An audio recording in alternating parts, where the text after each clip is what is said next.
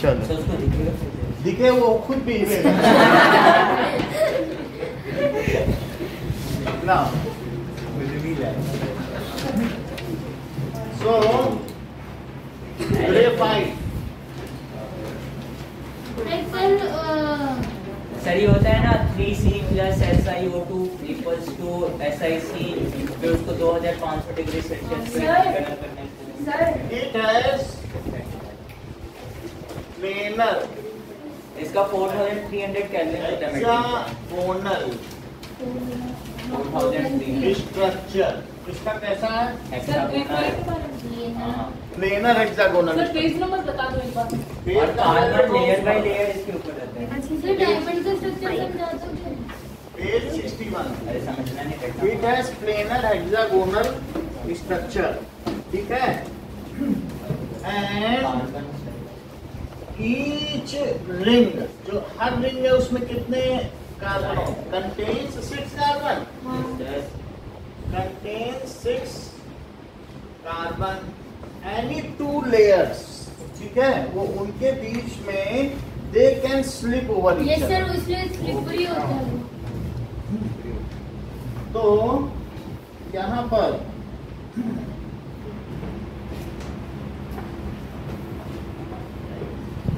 Different layers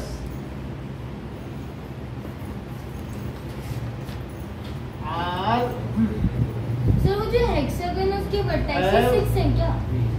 vertices बोलते हैं। तो different layers are attracted by weaker bonds. उनके बीच में कोई कोवेलेंट बॉन्ड नहीं है, बस वो है एक दूसरे के ऊपर, by weak bonds. Sir covalent bond है। कोवेलेंट उनके बीच में नहीं है। सो कैन कोवेलेंट ही तो वीकर होता है। Yes sir.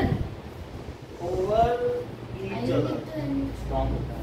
सर कितने सारे कार्बन एक साथ जुड़े तो ये कोवेलेंट ही तो हुआ।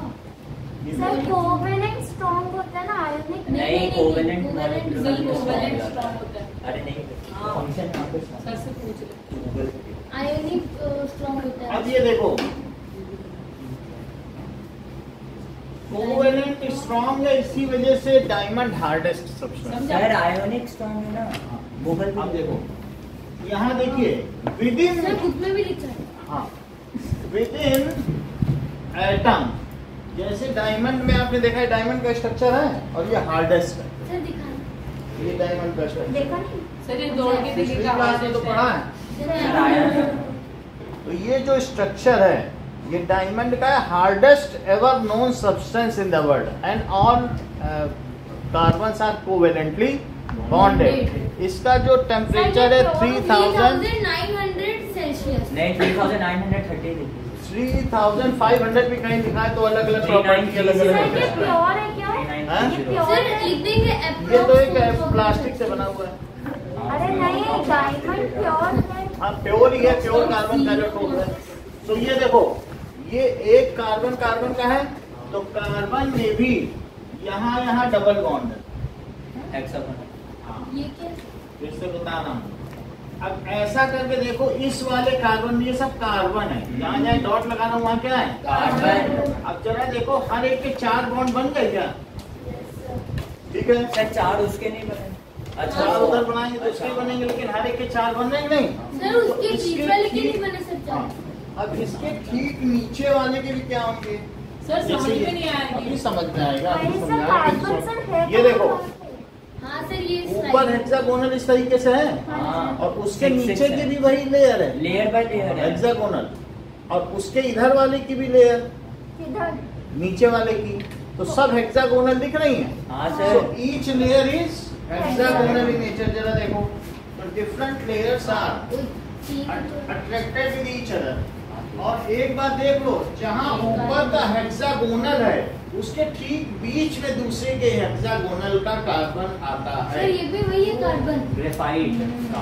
ये चीज गौर करने की, अभी हम इसमें भी दिखाएंगे वीडियो में कि सर, ये भी ऊपर का जो हेक्सागोनल है, नीचे वाले हेक्सागोनल का कार्बन कहाँ आता है? सर ये तो 3 कार्बन से बॉन्डेड है। ये चार तो 3 तो है ही कार्बन से नहीं। बॉन्डेड है। कोई बात नहीं, वीडियो में दिखाएंगे तो ये सब ऐसे ही होता है। अच्छा, ऊपर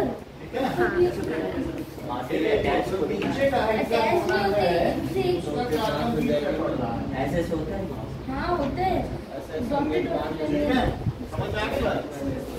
तो इस तरीके से है, देखा आपने बीच में पड़ रहा है कि नहीं पड़ रहा है, नीचे वाले का। ओके, सो और अच्छा अब जरा देखो, क्या आपकी पेंसिल ग्रेफाइट की होती है? Yes sir. अच्छा कभी ग्रेइश ब्लैक सुन लो, कलर। जो ताश के पत्ते होते हैं, अगर एक पत्ता ऐसे यहाँ रखो और ऐसे करो तो क्या फैल जाएंगे? हाँ। ऐसे ही जब ग्रेफाइट की पेंसिल से लिखी तो एक लेयर निकली, दूसरी लेयर निकली, वो ताश के पत्ते फैल रहे हैं। ये ना सोचो पेंसिल से लिख रही हो, एक लेयर चिपक गई कॉपी में, फिर उसके बाद दूसरी निकली, चिपक गई, चिपकती चली गई। हाँ। तुम सोचो पूरी ग्रेफाइट की पेंसिल, ताश के पत्ते, जब तुमने एक ऐसे पेंसिल चलाई तो डिफरेंट लेयर चिपकती चली गई। हाँ। समझ बात कि नहीं? अगर ऐसे समझ में नहीं आई ताश है ना, ताश की गड्डी को ऐसे फैलाओ तो सब एक एक पत्ते ऐसे आ जाएंगे, जी सर। और उसी तरीके से पेंसिल ऐसे चलाओ तो वो तो डिफरेंट लेयर है, तो एक लेयर चिपकी, क्योंकि वो कॉपी भी तो कार्बन ही है, तो कार्बन में कार्बन का बॉन्ड तुरंत बन जाएगा, तो अब ग्रेफाइट भी कार्बन ही है, तो बस वो लिखते ही लिखते उसके बीच बॉन्ड बन जाता है। सर ये वाला ये समझ में नहीं आया आपने जो बनाया वो भी हम बता रहे हैं ना, सर तो रबर से लिक्विड तो जाता है। मिट भी जाता है। देखो कितना अच्छा बताया, बोल नहीं rubber itself is a carbon solution, हाँ, तो कार्बन कंपाउंड पॉलीमर को कहते हैं। कार्बन से इरेज कर सकते, बहुत बड़ी बात कही ना। रबर पॉलीमर होता है। और देखो रबर पॉलीमर ही होता है। सर रबर पॉलीमर होता है। होगा, रबर में कई तरीके की होती है, नियोप्रीन होती हैं, जैसा कि शिवम ने बताया। ठीक है, पॉलीमर तो वो जो कपड़े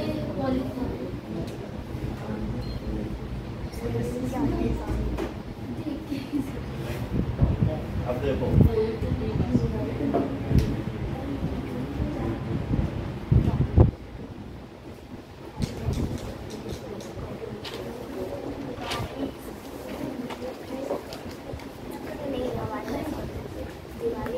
structure of diamond and graphite.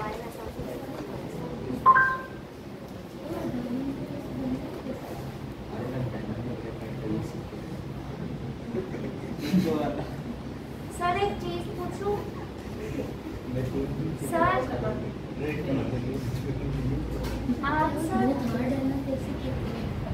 बस बना हुआ है। हम सब बता रहे हैं। देख के कभी सोचो ऐसे सोचो शानदार कैसे बन गया। फुल फुल करे ना। सीखने नहीं आया नहीं तो आया। इसको आया।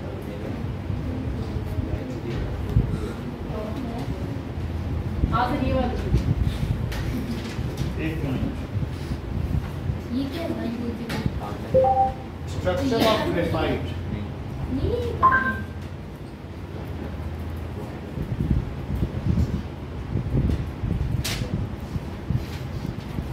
सर डायमंड में हाइड्रोजन भी होता है।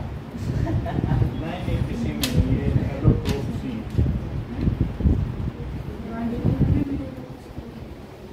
और ये तो ड्राइंग में अभी बारह बजे अगर क्लास खत्म हो नाइट क्लास खत्म जो सरकार सर क्या दिखा रहे हैं? कुछ अच्छा। Carbon class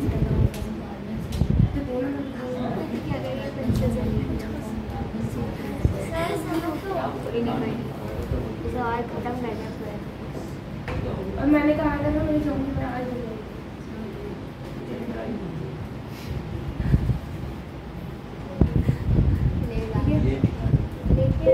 structure of diamond. मैंने को बोला काशी उसमें असली डायमंड दिखा देगा कैसा होता है। वैसे भी नहीं हाथ में पैक करेगा।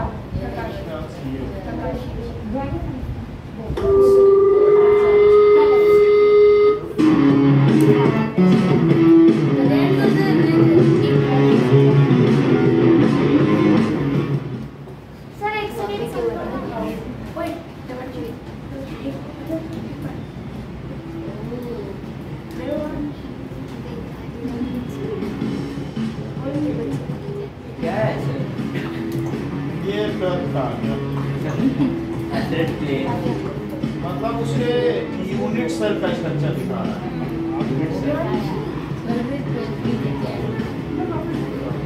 ये 500 बोल रहा हूँ structure of diamond and graphite. दिखाते यार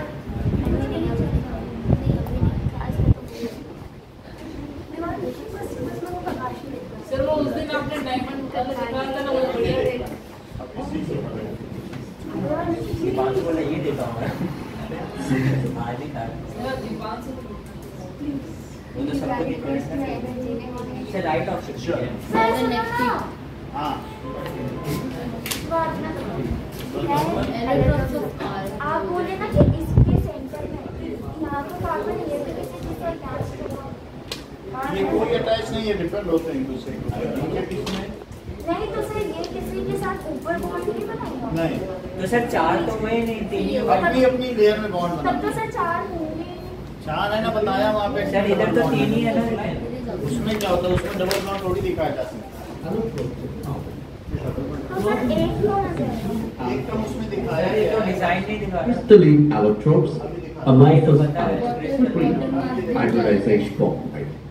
It has layered structure, and these layers are held by van der Waals forces. Wander वाल In फोर्स, graphite, मॉलिक्यूल के बीच each जो भी carbon atom फोर्स होते हैं बहुत undergoes वीक होते हैं ना। sp2 तो वही है। hybridization. ये बता रहा था doctor. Each carbon is dotted bonded line to कोई 3 बॉन्ड other नहीं है, carbon बस atoms मॉलिक्यूल के बीच में with a होता है। sigma sir bond. तो देखो The ना, fourth electron forms a pi bond. 3 से आप लोग बोला 4 से बॉन्ड कर रहे हैं। These are described in an electric ये देखिए form ना सर, of 1 Soccer 2 bond. 3 एक Fluorine. 3 से जो These are van der Waals forces. Other carbon atoms in a tetrahedral fashion through a sigma bond.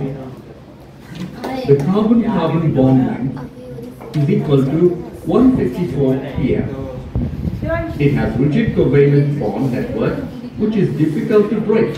It is the hardest substance on earth and it has very high melting point. It acts as an electrical insulator. Graphite. It has layered structure and these layers are held by van der Waals forces. In graphite, each carbon atom undergoes sp2 hybridization. Each carbon is bonded to 3 other carbon atoms through a sigma bond. The fourth electron forms a pi bond. Sigma bond क्या होता है? The carbon-carbon bond length with the layer is equal to 141.5 pm. Each layer is composed of hexagonal rings of C atoms. It is quite soft and its layers can be separated easily. It is a good conductor of electricity. Fullerenes. These are discovered by H.W. Proto, E. Smalley, and R.F. Bell. These are made by heating graphite in an electric arc in the presence of inert gas, helium or argon. They are cage-like structures of Soccer balls. It is called Buckminster fullerenes. All the carbon atoms are sp2 hybridized and it has both single and double bonds. Carbon-carbon bond length is equal to 143.5 pm. Carbon-carbon double bond length is equal to 138.3 pm. C60 contains 20 6-membered rings and 12 5-membered rings. थोड़ा idea इससे लग गया होगा। Spherical इसमें तो fluorescence sigma bond are बना also रहा called कोई बात नहीं, वो हायर क्लास। सर आगे देखो, जैसे कि हमने बना दिया तो इसमें इसके ठीक नीचे क्या होगा कि यहाँ पर एक ऐसे बनेगा और फिर क्या होगा,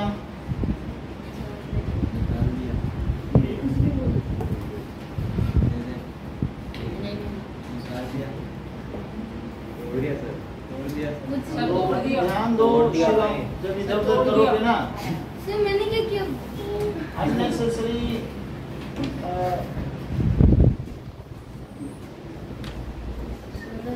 नहीं किया सर।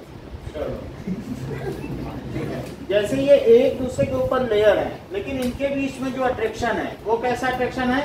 वो वॉन्डर वॉल अट्रैक्शन। हाँ वॉन्डर मतलब वॉन्डर वॉल अट्रैक्शन है, यानी इनके बीच में जो फोर्स वेंडर कौन होते हैं? वेंडरवन वॉन्डर वॉल का मतलब है मॉलिक्यूल आपस में अट्रैक्ट करते हैं, वो बॉन्ड नहीं होता है। हाँ जैसे बॉन्ड को तोड़ने के लिए 700 किलो जूल एनर्जी चाहिए और इनको फोर्स को तोड़ने के लिए 15 किलो जूल। इसलिए सर ये वीक होते हैं। मॉलिक्यूल मॉलिक्यूल जैसे CO2 है गैस, तो वो ड्राई आइस जानते हो, तो बस वो जस्ट उसको हल्की सी Liquid हीट दो वो उड़ जाएगी। तो वो उनके बीच में कोई ज्यादा फोर्स नहीं होता है। समझ में आई बात की नहीं? वॉन्डर वॉल ये सर इसलिए स्लिपरी होते हैं और जल्दी से ताश की पत्तों की तरह ओके। गिरते हैं। सो जैसे अगर मैं इस बात को यहाँ पे बनाऊं कि ये हमारा ग्रेफाइट का एक मॉलिक्यूल है, ये नहीं बना ओके, जैसे ही हमने बना दिया, सर ये पूरा एक मॉलिक्यूल एक मॉलिक्यूल नहीं, मतलब एक लेयर ही समझो, ये एक्सटेंडेड है ना लैटिस का। सर अभी समझ में नहीं आया। अब यहाँ पर इतना बड़ा ये जो लेयर है, इसमें कार्बन है। इन सब जगहों पे क्या है? जितने वर्टिसेस सर आपने डायमंड में वो ब्लैक ब्लैक क्या बनवाया था? ब्लैक ब्लैक ब्लैक का मतलब सिर्फ हमने इसलिए बनवाया था कि उनकी टेट्रावैलेंसी पूरी नहीं है, अच्छा और कोई बात नहीं। अभी हमने स्ट्रक्चर बनवा दिया, तो क्या यहाँ पे ये सब कार्बन कार्बन एटम है, हाँ और कार्बन आपस में क्या डबल बॉन्ड से जुड़े हुए हैं, हाँ और यहाँ का कार्बन भी डबल से जुड़ा है, तो क्या सबकी टेट्रावैलेंसी पूरी दिख रही है आपको? हाँ ना, जिसकी ना दिखे तो बता दो। तो मैंने सर वो एक कॉर्नर वाला वो उधर से जुड़ेंगे ना। वो जुड़ेंगे तो उनकी पूरी हो जाएगी। तो अभी अंदर अंदर वाली की सबकी दिख रही? कैसे सर समझ में क्या आया? मतलब एक लेयर के ऊपर अभी दूसरी लेयर बनाओ, तो दूसरी लेयर में जब बनाओगे ना, तो इस तरीके से बनाना कि इनके बीच से जाएगा, बिना देखे। तो ये ऐसे जाएगा, और दूसरा वाला हेक्सागन कैसा होगा? सर वो उसके कॉर्नर्स पे लगेगा, ऐसे नहीं होगा। अब जैसे इसको देख के बनाए तो उसको पता अगर आप चला। ऊपर से देखेंगे ना तो आपको पता हाँ, तो लगेगा। दूसरा वाला हम देख के बनाए तो पता चल जाएगा कि now sir 3D this is other अरे स्ट्रक्चर। नहीं भी हो सकती है। इनके बीच में एक होगा, अनुराग और फिर यहाँ पर ये, और फिर वो कैसे जाएगा? यानी यहाँ भी जाएगा, यहाँ भी जाएगा, और ऐसे जाएगा। सर और ये फिर है क्या? क्या? अच्छा ये ऊपर की ऊपर की एक लेयर जाएगी, और ये ऐसे जा रही है, बीच में से और फिर इस तरीके से क्या जाएगी? ठीक है, ऐसी रहेगी। क्या बनाया? अभी बता रहा हूँ। ऊपर की। अच्छा ऊपर मतलब उसके ऊपर की लेयर सर, ये है। जैसे- जैसे ये चीज हमने बनाई ना हाँ। एक के ऊपर, तो मैं अब इसकी ऊपर लेयर खुद बना दे रहा हूँ। गजब है सर। तो ये ऐसे आ गया, फिर ये अब सर वो ऐसे आ जाएगा। अच्छा मतलब हमें ग्रेफाइट का बनाना कैसे वो बता दो। ये ऐसे गया, ऐसे में। ठीक है, और ये ओवरलैप करने वाला बनाना है फिर वो अलग से दिखाना है। बनाने वाले तो बता देंगे, ऐसे। लेकिन आप इसको समझ लीजिए। ये जैसे है, तो ये किस तरीके से आ रही है? सेकंड लेयर हो गई। बनाना यही वाला है, हाँ सर। लेकिन आपको मैं बता दूं कि कैसे ये चीज बनी है, ये हाँ। स्ट्रक्चर कैसे बना। कि बीच में दूसरा कौन सा, तीसरा जब बनाना तो उसी ब्लू पे ब्लू है, तीसरा वाला फिर कोइंसाइड कर रहा है। सर इसमें ज्यादा ठीक है? समझ में नहीं आ रहा। तो उसमें आ रहा था। ये अभी आप देखो भाई, ये सबसे पहले इन्होंने पकड़ा, बोला सर ये आपने जो ज्वाइन किया ये गलत ज्वाइन किया है। हाँ, इसमें सर। ये दोनों एक ही साथ आ जा रहे हैं, कौन दोनों? ये दो लेयर। हाँ एक ही स्लाइड ये के गड़बड़ साथ। हुई कि नहीं? हम इसको ठीक कर देंगे। अभी आप इसे, थोड़ा सा ये- कोई ना ये कोई वाली ऐसे सही है? ऐसे structure वाला। हाँ जी, लास्ट ये गलत है, तो इसको ठीक करना पड़ेगा सर कि नहीं? समझ नहीं आया सर गलत नहीं क्या आया है? समझ में। मतलब ओवरलैप नहीं करनी चाहिए। हाँ ओवरलैप कर देंगे नहीं? क्या वरना होगा? स्लिपरी नहीं होगा। देखो, हेक्सागन के ऊपर हेक्सागन ओवरलैप कर गया। सेंटर एक सही के है। ऊपर एक के नीचे ऐसे स्लाइडेड होनी चाहिए तभी वो स्लिप कर सकती ऊपर रहेगी तो ये हेक्सागन, ऐसे ये होना चाहिए। तो दूसरे हेक्सागन का एक का आ स्लिप गया। कर और यहाँ पे समझ आ- नहीं आ रहा, ये गलत होगा। समझ में आ सर गया नहीं ना? आया समझ में। यहाँ पर दोनों हेक्सागन ओवरलैप कर देंगे एक दूसरे के ऊपर, यहाँ भी कर देंगे। ये सही है। मतलब लास्ट वाला लेयर में नहीं करनी, ऊपर वाला में करनी है ये गलत है, ना। हाँ, ये वाला सही है। सर डिफरेंस दिखाओ क्या? ये सही है, ये सही है। ऊपर से ये नीचे गलत वाला है। हाँ। ये गलत है। तो सर सही आप सही वाला दिखाओ ना। क्या गलत क्या? अगली लेयर बीच में आए, बच्चा है अगली लेयर पे लाते हैं। और ये दोनों सेम ही। अच्छा समझ में आ गया? कोई सा एलिमेंट होगा सर ऐसे स्ट्रक्चर ओके, दो लेयर सेम आ गई, ऐसा उसमें नहीं था दूसरी वाली में। इसमें अगली लेयर बीच में आ गई। सर एक कार्बन सर 4 डिब्बों से नहीं जुड़े गए, 3 ठीक है ना, बीच में आ गई ये। तो आपको दो स्ट्रक्चर हमने बता दिए। तो ये this is the structure of graphite. इसमें तो सब सही है कि इसमें भी गलत है? सर वो देना इसमें सही है, यानी जो ए बी ए ये वाला किससे कोइंसाइड कर जाए, ये लेयर क्या तीसरे से कोइंसाइड कर रही है? खड़ा कैसे करें? वहाँ भी नहीं कर रही है, ऐसे? कोई किसी से नहीं कर रही सर इसको सही कर दो, इससे सही कर अरे दो। सर इसको खड़ा कैसे करना है? ये सर, सर कोइंसाइड थोड़ी करते हैं। कोइंसाइड नहीं करेगी तो मतलब सर। आगे क्लियर करेंगे। हाँ। सर कार्बन डबल बॉन्ड हुआ। अब देखो डबल इन सब में भी कार्बन डबल बॉन्ड होगा, वो तो मैंने समझाने के लिए किया, अदरवाइज सबने क्या कर दो ये सर डबल बॉन्ड कैसे सर आगे समझ में डबल नहीं होगा तो पेट्रावेलेंसी पूरी नहीं होगी। वही तो। समझ में आया? सर ये लाइनें क्या बना रहे हो? अरे लाइन हो रहा है। डबल बॉन्ड में दो लाइन नहीं होती कार्बन कार्बन के बीच में। हाँ, सर दिखाओ करके। अरे वो सिग्मा पाई वाला, वो जो बता रहा था पाई वीडियो की में। बात नहीं है। अब क्या पाई वीडियो और में? बात मत बोलो कि कुछ भी ना समझ पाए तो बोलो। अच्छा वीडियो में बताया था। मतलब ये सी है हाँ। तो सी के बीच डबल बॉन्ड है। डबल बॉन्ड पढ़े हो? डबल बॉन्ड में दो लाइन खींची जाती है, हाँ। सी डबल बॉन्ड हाँ, सी हाँ। एच एस, तो वही डबल बॉन्ड तो है। इसलिए दो लाइन खींच रहे हो। खींच तो दिया, ओह समझ में आएगा? अच्छा ये सर देखो डबल बॉन्ड कैसे हुए? डबल बॉन्ड है क्योंकि उसको 4 की वैलेंसी पूरी करनी है। हाँ। और हेक्सागन में अगर ऐसे हेक्सागन बनाओगे तो सिर्फ एक कार्बन से कितने जुड़ेंगे? अगर तुम सोच रहे हो कि मैं ऐसे हेक्सागोनल रेगुलर पॉलीगन बना लूं तो एक कार्बन से कितने कार्बन जुड़ेंगे? 3 ही जुड़े तो 3 में तो उसका काम नहीं बनेगा। नहीं बनेगा। और दूसरी लेयर से बॉन्ड भी नहीं बना सकता क्योंकि दूसरी लेयर उससे काफी दूर है। हाँ और इसके बॉन्ड लेंथ 150 मतलब 154 दो सेंटीमीटर। तरीके के हैं। एक ही है, ठीक है। अब मान लीजिए कि एक 154 है और एक 136 पिकोमीटर, और ये वाली कौन सी है? 154 पीको मीटर। सर 1 जो ये वाली है, और ट्रिपल बॉन्ड की 120 होती है। 141.5 दिखाया था। चलो ठीक है, मॉडिफाई कर दिया होगा। सर ये कौन सा वो मीटर है? है पिकोमीटर। सर ये दो क्यों है? 136 और 154। डबल बॉन्ड में ज्यादा पास आना पड़ता है और वो कौन सा बॉन्ड है? सिंगल बॉन्ड है। सिंगल बॉन्ड में क्या करना पड़ता है? अच्छा, दूर। 150 दूर होंगी, और ट्रिपल बॉन्ड में 120 हो जाएगा। ओह। तो आप ये समझ लीजिए इनके बीच की बॉन्ड लेंथ जब ग्रेफाइट का बनाए तो कितना बना रहे हैं? 136 पीएन और ये क्या लिखते हैं? 156 पीएन। पिकोमीटर। इतनी बात समझ आ गई? So graphite has hexagonal layered structure. पीछे की लाइट जला लीजिए फिर लिखने में ठीक रहेगा।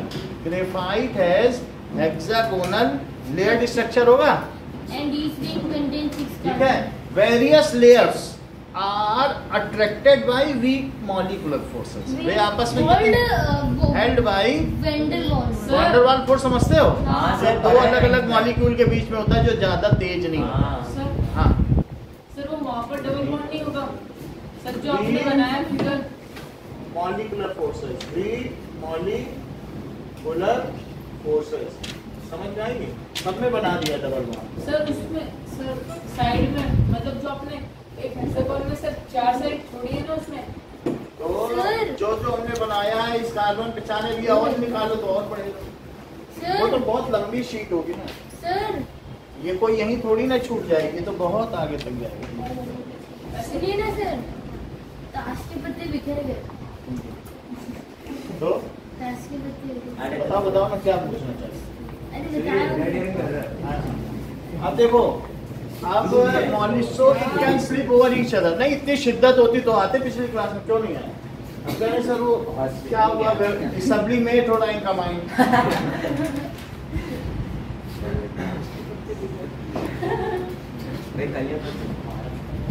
So can slip over each other, slip कर सकते हैं।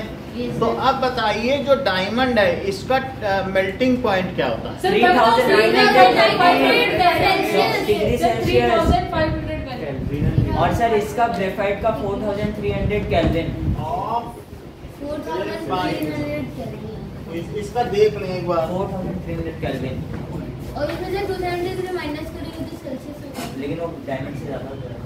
हाँ। पर देख इसका मेल्टिंग पॉइंट सर, ज्यादा है ग्रेफाइट ज्यादा strong होता है। लेकिन ग्रेफाइट का कम होना चाहिए। हाँ कम होना चाहिए। नाउ सर नहीं वो भी सर एक सेकेंड, मेरे को इसका डिफरेंस पता है melting point of graphite. Sir, क्योंकि वो क्या था सर, वो ग्रेफाइट को बताएंगे। 3600 degree Celsius sir melting point of diamond. 3930। अलग अलग बोलते हैं। 3000 the melting point is this degree. 3550 कह रहा है, दो ही दे रहा है। गलत लिखा है। देखो मैं देख ले रहा हूँ, ऐसा बुक में लिखा है, बुक में नहीं अरिहंत वाली।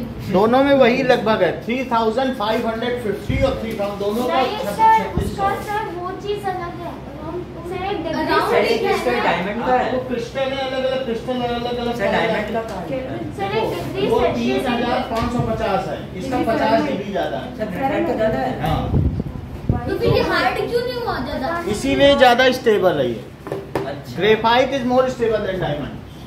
समझ में आई बात? देखो ग्रेफाइट तो सस्ता है। देखो मेल्टिंग पॉइंट ऑफ डायमंड पिछली बार लिखवाया था, तो एग्जैक्ट लिखो 3550 डिग्री सेल्सियस। और मेल्टिंग पॉइंट ऑफ ग्रेफाइट क्या है? सर पक्का यही है। 3600 degree Celsius.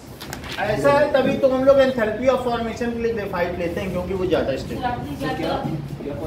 Enthalpy of formation ये क्या होता है?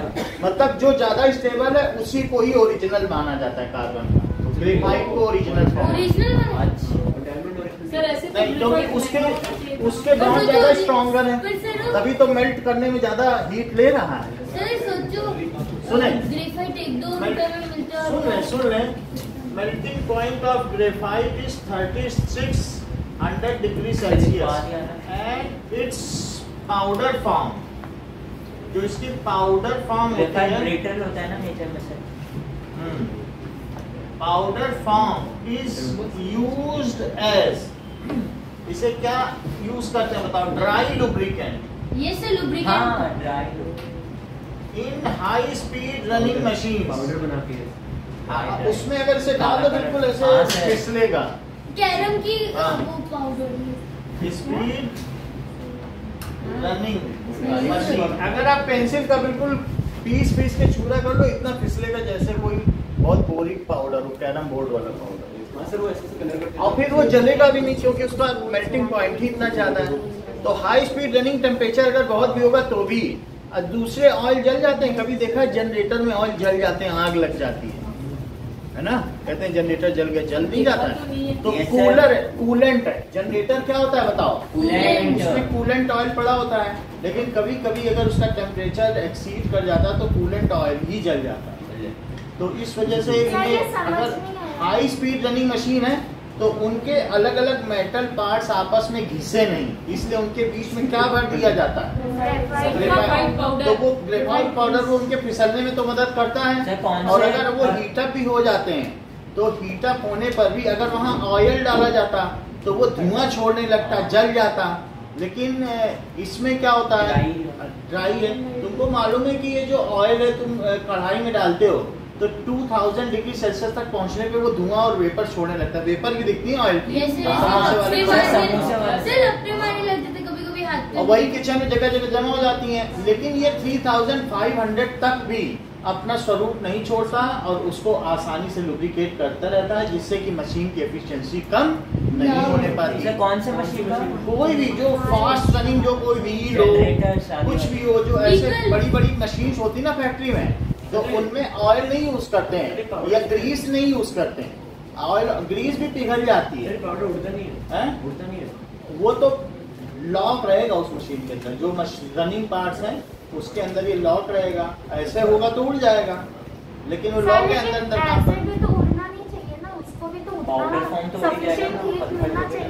अगर मान लीजिए किसी का लुब्रिकेंट ही उड़ जाए, इधर उधर बिखर जाए तो अच्छा थोड़ी ना। नहीं सर, ग्रेफाइट का पाउडर हमने जैसे सनलाइट के अंदर में ग्रेफाइट भी है तो लुब्रिकेंट इन हाई स्पीड रनिंग मशीन उनमें बहुत सारा मूवमेंट होता है, तो ऐसे में खुला नहीं छोड़ सकते।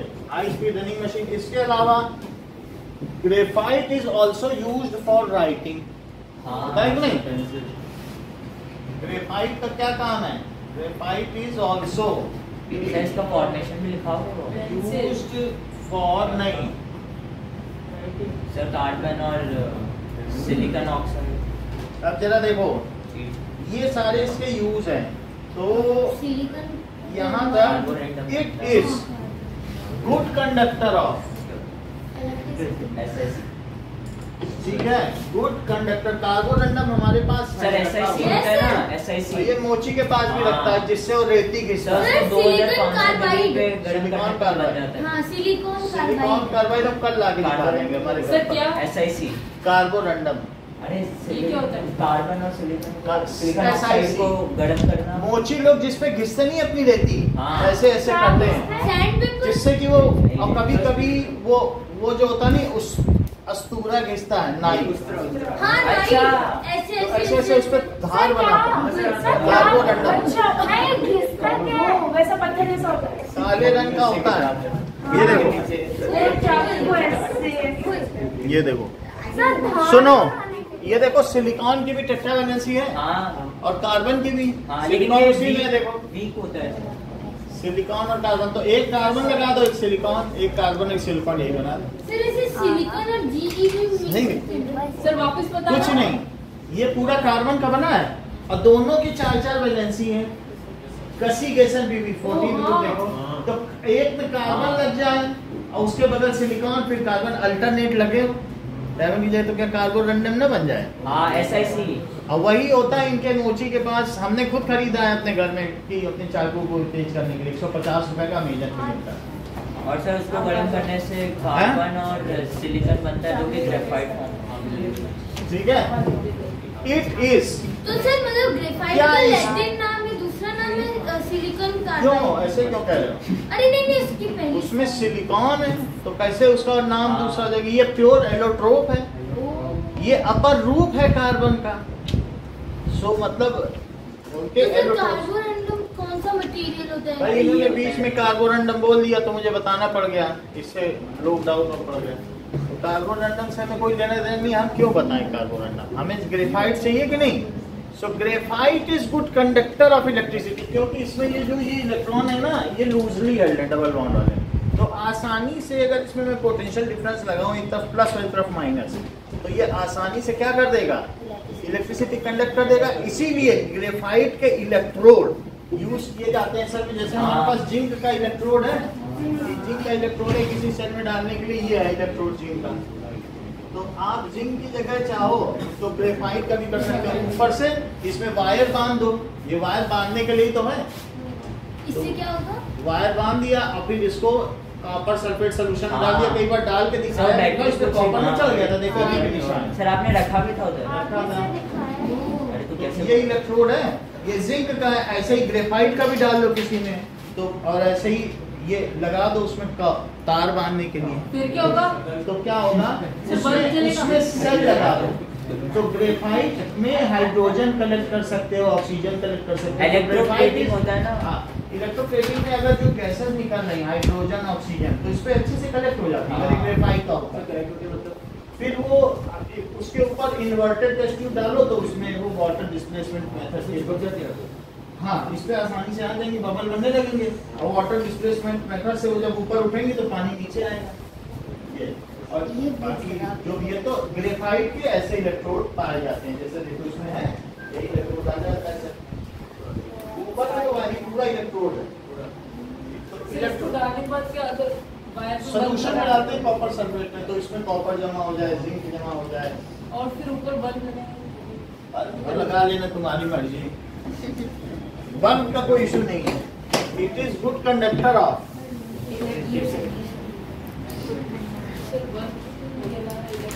इलेक्ट्रिसिटी। तो इसका मतलब समझ में आया Yes, कि sir. ये देखो, ग्रेफाइट यूज्ड एज इलेक्ट्रोड में दिखा देता हूँ।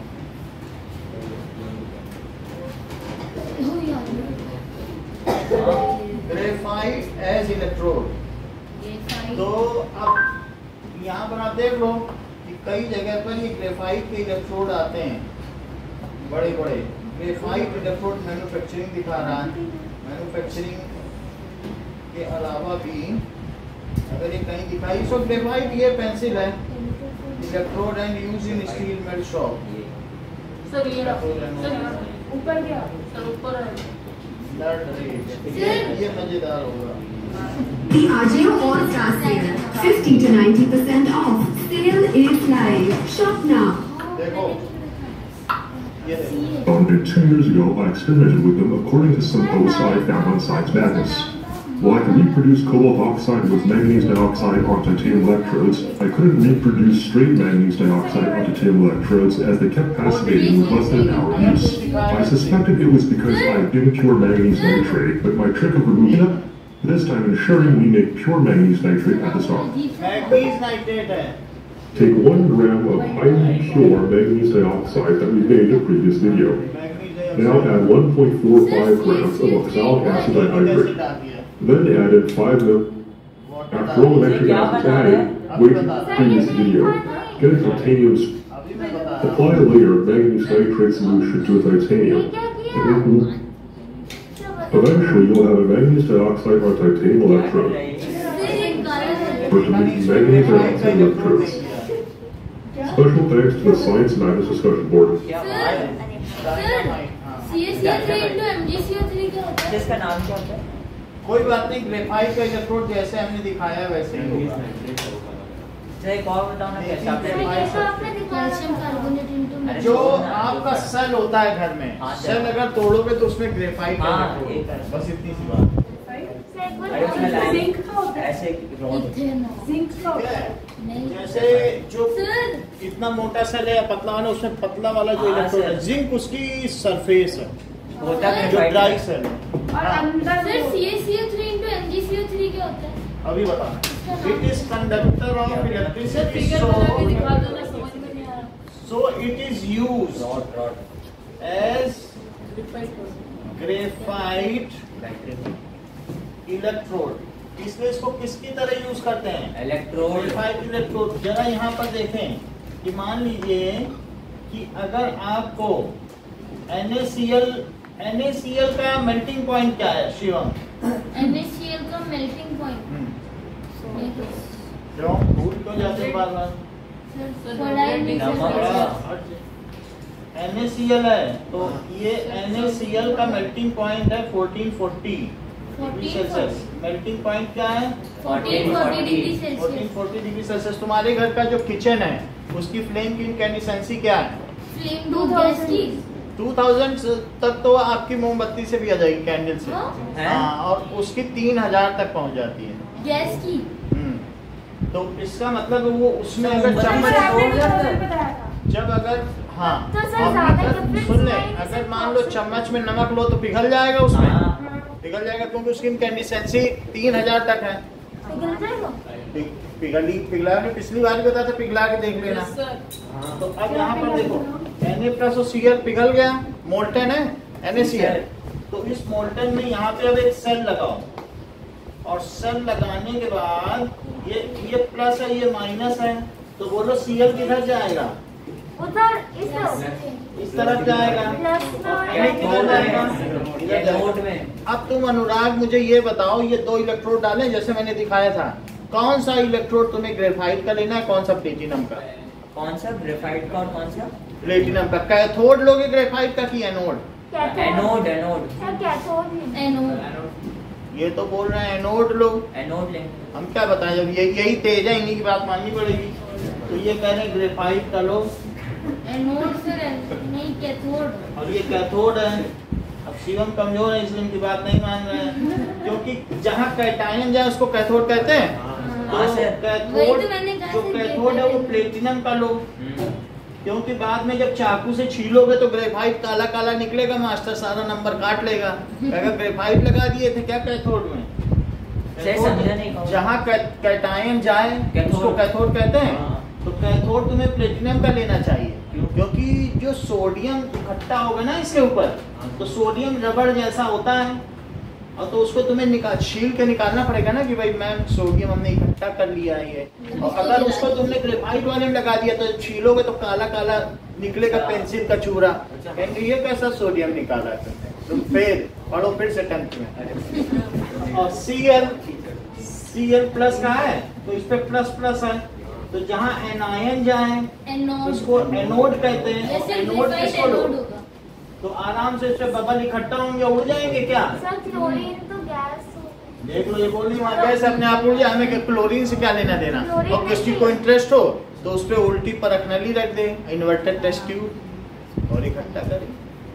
बोलो बात सही है? जी सर। नहीं समझ रहे हो? तो इस तरीके से किया जाता है। तो हमेशा जिस पर गैस कलेक्ट होती हो वो इलेक्ट्रोड हमें किसका लेना चाहिए? ग्रेफाइट का। और जिस पर गैस कलेक्ट होती है, और वैसे भी जिस पर गैस कलेक्ट होगी वो एनोड ही होगा, क्योंकि एनायंस ही तो वहां जाएंगे। जैसे अब आप ये समझ लो कि O2 माइनस वाले, इधर Cl माइनस वाले, F माइनस वाले, बाकी एक सिर्फ एक एक्सेप्शन है H प्लस, वो कैटायन है, तो उस केस में कैथोड पे लेते। तो प्लेटिनम पड़ जाएगा। यानी ग्रेफाइट के बारे में मुझे 4-5 लाइन बता दो ठीक है, ईमानदारी से। हाँ। It has a planar hexagonal structure which contains 6 carbons in one ring. Then इसके बारे में ग्रेफाइट की, its color is greyish black. Then graphite, it can be used in writing anything. Additional बातें बता रहे, ग्रेइश ब्लैक अभी हमें दिखाना पड़ा। And it is lubricant. Dry lubricant.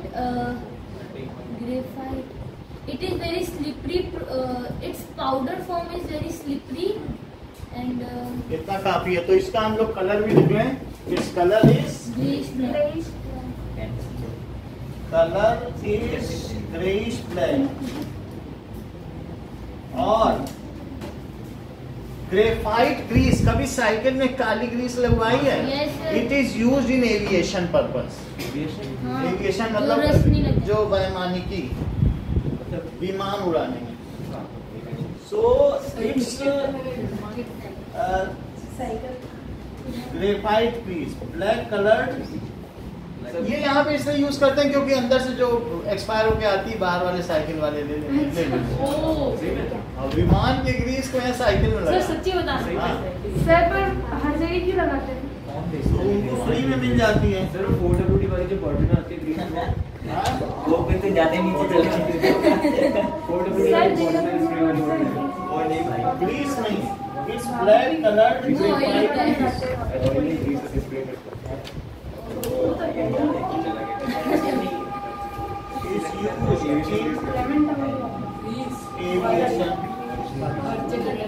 Aviation में यूज होती, बात समझ आ गई। And it is used for writing in pencil, लेट लिख दिया, सारी बातें लिख दी हैं। अब जरा हम अगली बात करें, दैट इज कि बकमिंस्टर फुलिरीन क्या होता है। सर पढ़ा मैंने, देख लो।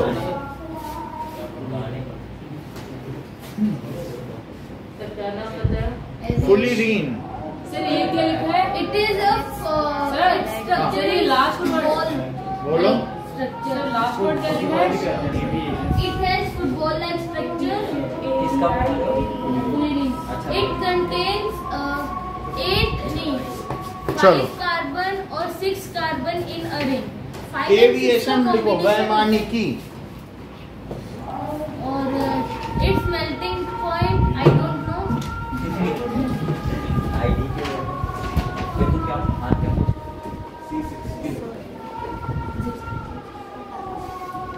ऐसे देखो क्या?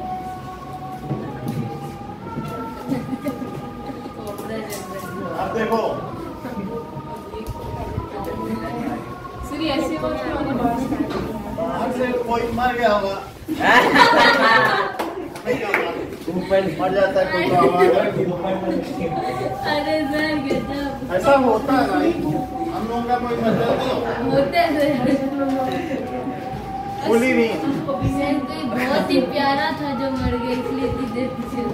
चलो अब ये देखो, अगर मैं 2 ग्रेफाइट की पेंसिल ले लूं, ग्रेफाइट की पेंसिल दिखाई थी ना, 2 ग्रेफाइट की पेंसिल में और इनके एंड को टच करा दूं और यहाँ पर इसको और इसको प्लस और माइनस में बिजली से कनेक्ट कर दूं, इसी से कनेक्ट कर दूं, तो क्या इनमें स्पार्क पैदा होगा? क्योंकि कंडक्टिंग है, सो इट इज गुड कंडक्टर।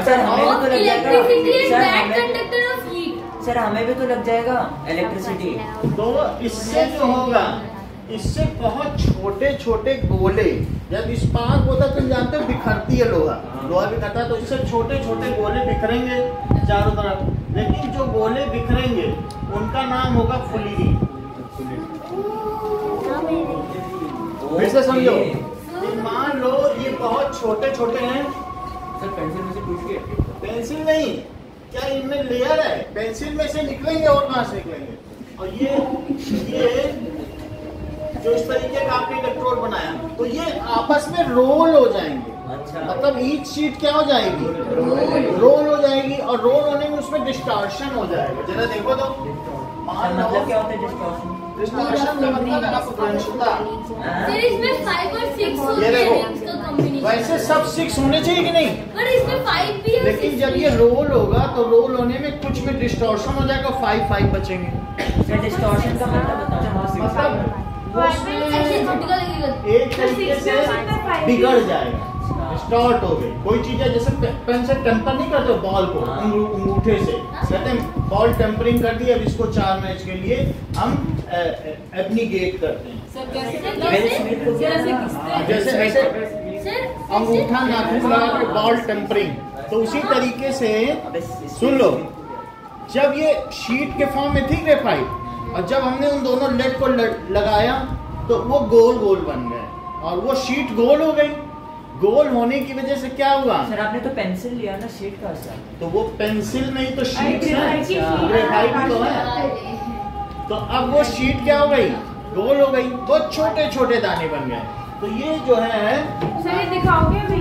अभी दिखाएंगे। ये देखो, ये इस तरीके की सुनो, हाँ सबको दे देंगे। इसमें एक हेक्सागन है, तो एक देखो भाई, आप हाफ देखो, हाफ में क्या 1 2 3 4 5 6 दिख रहे हैं, ब्लैक पेंटागन, और इधर भी 6, तो 6 क्या हुए?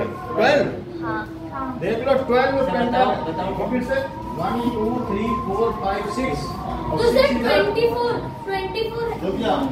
तो 12 पेंटागन्स और 20 हेक्सागन्स। 12 पेंटागन और 20 20 हेक्सागन्स। बॉल फटी हुई है। बोलना तो फटे रहने दो, बहुत दिनों की है, ठीक है। तो कितने हो गए बताओ? 1 2 3 4 5 6, इधर भी 6 हो गए। हर एक हेक्सागन कितने पेंटागन से घिरा हुआ है? सर 20। हर एक हेक्सागन देखो, एक हेक्सागन 3 पेंटागन और 3 हेक्सागन, और एक पेंटागन बताओ कितने हेक्सागन? 5। 1 2 3 4 5। ये बात जरूर देख लो, सर क्या फिर से समझ में आएगा। ये देखो, सर मुझे भी दे रहे हैं। हाँ सर, ये चीज देखो, सर इधर तो सुन लो, सर इधर पीछे दे देना, तुम लोग देख लो। सुनो, एक पेंटागन 5 हेक्सागन से घिरा है, और एक हेक्सागन 3 पेंटागन और 3 हेक्सागन से घिरा है। और टोटल आप काउंट कर लो, इनको भी दे दो। एक हेक्सागन है, एक पेंटागन, 2 पेंटागन और 3 पेंटागन, और 3 हेक्सागन से गिरा है। और एक पेंटागन कितने से गिरा है? क्या सभी हेक्सागन है? 5। फिर से दिखाएं। एक पेंटागन के चारों ओर क्या सभी हेक्सागन है? और एक हेक्सागन के चारों तरफ 3 पेंटागन, 3 व्हाइट वाले हैं, और 3 हेक्सागन। इससे ज्यादा समझ सकते हैं, पकड़ के देखो सर। क्या है? पेंटागन के चारों तरफ 5 हेक्सागन है और एक हेक्सागन के चारों तरफ ये चीज है। और टोटल इसमें 60 वर्टेक्स हैं। 60 how many vertex are there? 660। तो ये C60 वाला है, C80 भी बनता है, C100 भी बनता है, C120 भी बनता है। सर वो हेक्सागन पेंटागन वाला बताओ। सर ये वाला दिखाना तो 24 सर एक और बताओ ना क्या बताते हैं। देख लो, एक हेक्सागन है, 3 पेंटागन और 3 हेक्सागन। और पेंटागन के चारों तरफ सारे हेक्सागन। और एक सर ये हेक्सागन है, देखो, ये हेक्सागन पेंटागन और 3 हेक्सागन। अभी सब लिखवा दे तो आप फिर सब तब देखोगे तो समझ पाओगे। चल, तो इसके बारे में लिखेंगे कि अरे अधिकार से when graphite electrodes, ठीक है, जो electrodes produce spark, graphite electrode क्या करें? स्पार्क प्रोड्यूस करें if connected to opposite terminals.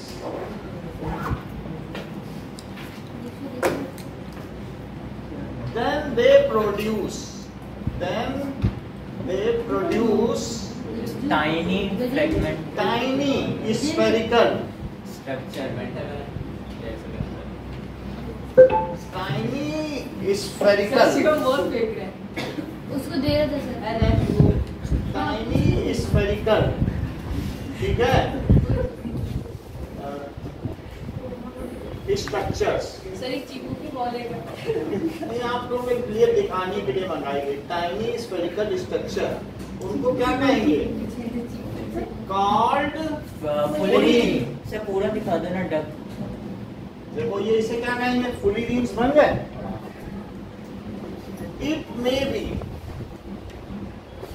C60 से शुरू होता है, सबसे 600 सर ये C60 100 कार्बन 60, उसमें अगर तुम सारे वर्टेक्स काउंट करोगे जो बड़ा वाला है वो 60 बॉल से बना है। लेकिन C80, C100 और C120 तक भी जा सकता है ये, ठीक है। इन C60 फुलीन, जो C60 फुलीन होंगे, there are how many vertex? 60। There are 60 vertex, ठीक है। It contains how many pentagons? Sir 12 and 20 hexagon, It 20 hexagon, contains 12 pentagon और 20 hexagon, 12 pentagons and 20 hexagons. 20 hexagon sir C60, C80, C100 में difference होता है, वो थोड़ा बड़ा होगा, मतलब but sir it has football like वो स्ट्रक्चर। कोई दिक्कत नहीं, आप इसमें देखेंगे तो पता चल जाएगा, उसकी प्रॉपर्टी पता चल जाएगी। सर इट हैज आगे और पढ़ने को आएगा दूसरे क्लास में। Sir it has football like structure. हाँ, वो बाद में फुटबॉल इसका जो स्ट्रक्चर उससे मिलता है जियोडेसिक डिजाइन से, तो इसलिए वो मतलब ज्योमेट्रिकल डिजाइन जियोडेसिक। तो 20 hexagon, each pentagon is surrounded by 6 hexagons. So each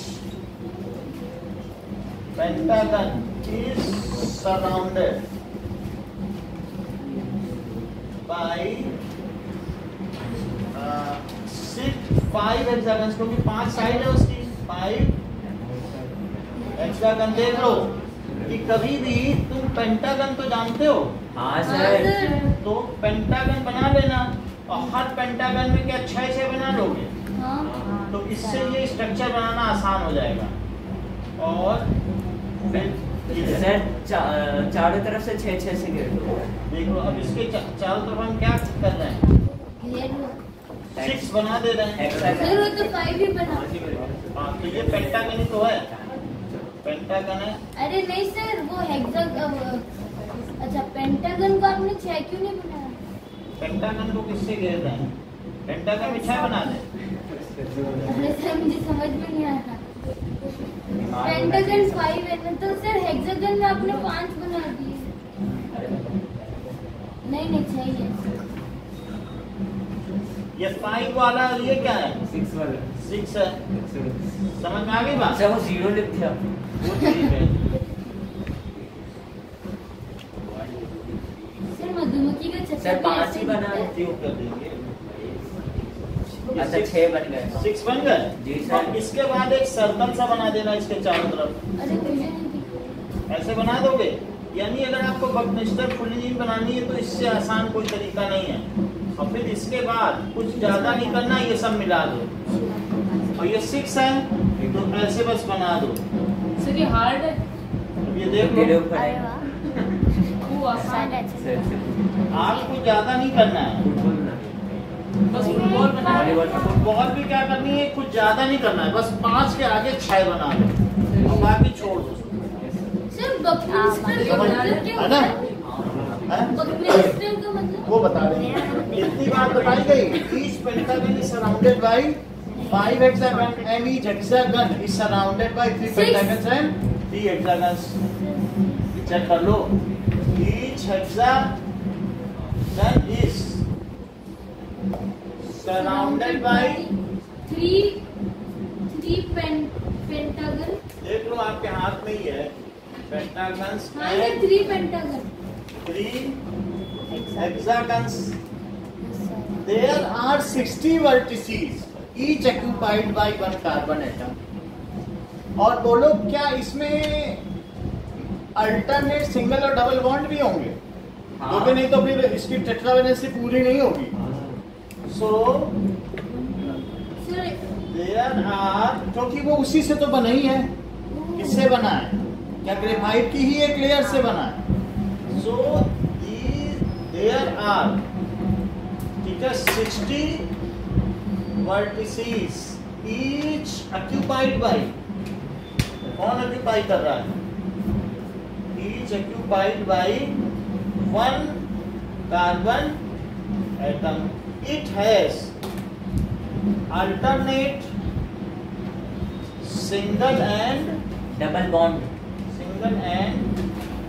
double bond, so that tetravalency of each carbon atom is fulfilled. तो इसका कलर कैसा? काला ही होगा। वैलेंसी और छोटे छोटे particle of each carbon atom sir C2H6 क्या होता है? फुलफिल्ड। C2H6 होती है। अब ये देखो, मान लीजिए कि वहां पर ये किससे मिलता है कि this is look at geodesic dome. तो एक ऐसा डोम बनाया और उसके ऊपर इन्होंने ऐसा फुटबॉल लाइक स्ट्रक्चर बना दिया। ये एयरफोर्स में भी बना हुआ है। सर डोम क्या होता है? सर डोम क्या होता है? डोम गुंबद, बुर्ज, मेहराब, सब चीजें तो हिंदी की बता दी। अब इससे ज्यादा क्या बताएं? सर आपने उर्दू की बताया।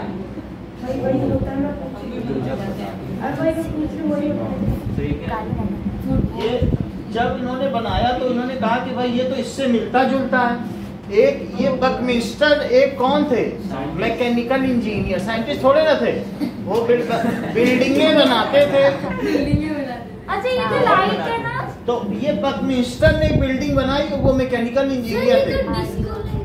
हाँ, एक बहुत बड़े मीनार पर ऐसे ऊंचा सा बना दिया, जियोडेसिक दिया।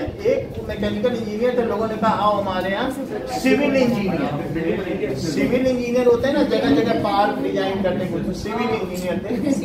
तो उन्होंने लंदन में ये बना दिया। और फिर जब इन्होंने ये आविष्कार किया, बोले अरे इसका डिजाइन तो वो बकमिस्टर के बनाए हुए उस लंदन से मिलता जुलता है, तो इसका नाम बकमिस्टर फुलिरीन रखा। चूंकि ये फुलर्स हैं, जब दो कोई भी रॉड को, सुनो, 2 रॉड को जब स्पार किया जाता है तो जो छिटकते हैं उनको फुलर्स कहते हैं। चाहे कोई भी तुम यहाँ लोहार के पास चले जाओ ना, बिल्डिंग वाले, तो उससे पूछो क्या छिटक रहा है, कहेगा फुलर छिटक रहा है। तो वो भी बोलते हैं। हाँ, वो जो निकलता है वो जानता है वो भले डिस्टॉर्टेड बोले लेकिन फुलर बोलेगा, लेकिन उसे भी मालूम है फुलर्स हैं वो। फुलर्स अब वो फुलर्स हैं लेकिन वो मिलते किससे हैं? बकमिस्टर के बनाए हुए इस जियोडेसिक डिजाइन से। सर उसको इंग्लिश आती है मुझे? कौन से साल में बनाया था? सिविल इंजीनियर था बकमिस्टर, जिसने डिजाइन बनाई लंदन अरे में। नहीं सर, ये वेल्डिंग करने वाला। दी है मारवाड़ी बोलेगा। उसका हाथ का बिजनेस।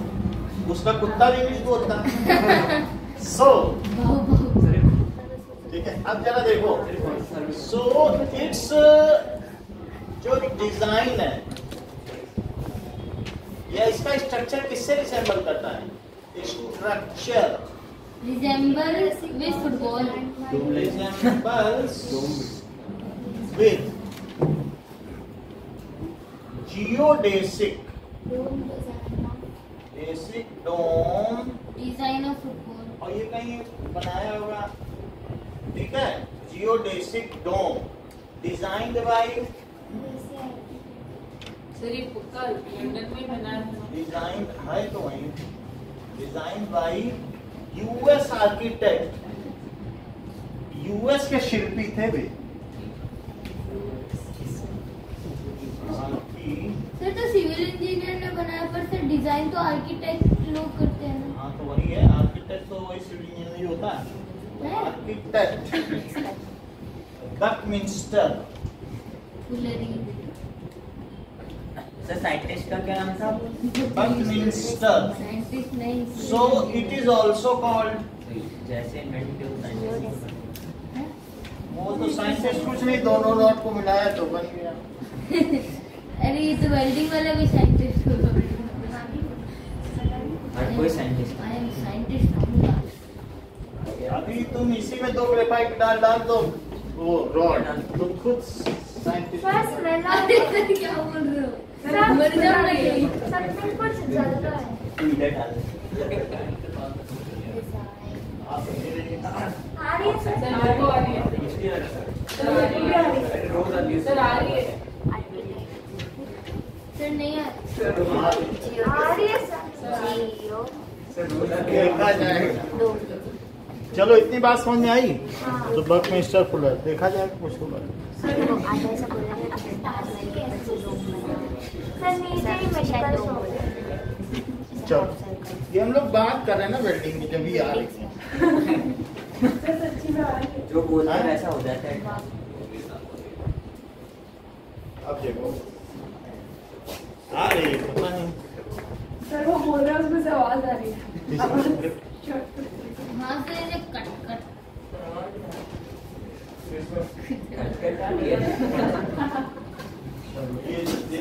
सर एसी कम कर दो प्लीज। ज्यादा लग रहा है।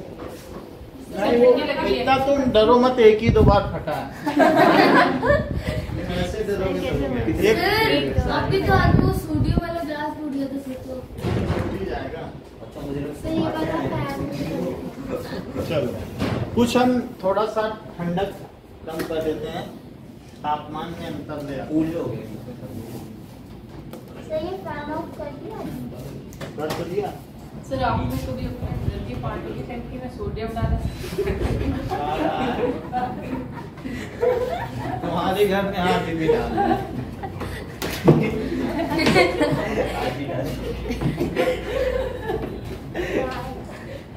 मुझे तो पता तुम्हारी मुट्ठी में दे देंगे, बंद करके दे देंगे।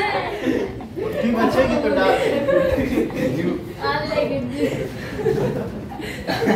सर ये फुलरी तो दिखाओ ना। वो कुछ नहीं, वो इलेक्ट्रिक स्पार्क मेथड। सर वो निकलते हुए तो दिखाओ। It is used by electric spark sir method. आप कुछ दिखाने वाले थे ना? सर ये वाला डायग्राम दिखाओ ना Buckminster. Separation of fullerene by electric spark. Sir वो जो मॉन्यूमेंट था ना। साथ आएगा तो दिखाएगा। Are discharge method. सर यहाँ थोड़ी ये अगर दिखाएगा तो ही दिखेगा। अब मैं फिर भी आपको कई तरीके के फुलरीन्स बता देता हूँ। हाँ sir. Nano tubes fullerene, Buckminster fullerene. ये देख लो। Carbon nanotubes and fluorines are the materials related to carbon material. And they have a different properties. Because of their properties, they are showing different applications across the various fields.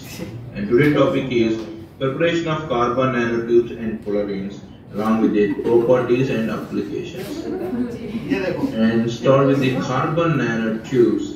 So carbon nanotubes, they are materials made up of carbon having a tube-side cylindrical shape and one of the dimensions should be within the nanoscale. So carbon nano material. So made by carbon and they have a spherical dimension इतना छोटा है वो nanometre है 10⁻⁹ So to become a nanometer, any one of the extra dimensions should be in the nano. Generally, carbon nanophysics चल रही है तो ये फुलीन का ही जमाना है। जो आप लोग कहते हो ना नैनो फाइबर से मैंने अपनी किचन की वो साफ की है, तो आजकल जो कपड़े भी आ रहे हैं अगर कोई कहे नैनो फाइबर तो समझो उसमें फुलीन है। सबसे ज्यादा इसी का ही है। Single wall carbon nanotubes are nanotube का मतलब 10⁻⁹ metre. So it is generally armchair and kaila. So how can we prepare this carbon nanotube? You put the 1 gram of graphite rod, you only get the 0.3 grams of carbon nanotubes, and that too. Electric spark produced by 2 graphite rods. अगर वो दिखा दे रहा हूँ ठीक है। Sir यही first वाला। अरे सर शॉर्ट्स वाला। हाँ सर ये अरे सर ऊपर दिखा दो सर क्या? हाँ सर ये आग लगी हुई है। थोड़ी दिखा दी ग्रेफाइट का होगा नहीं दिखा।